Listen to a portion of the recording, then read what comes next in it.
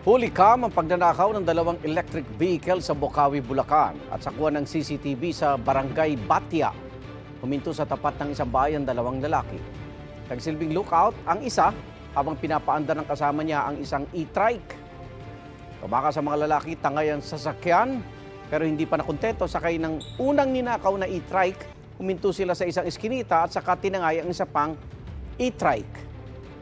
Nagsumbong sa barangay ang mga nanakawan at desidido sila magsampa ng reklamo sa pulisya.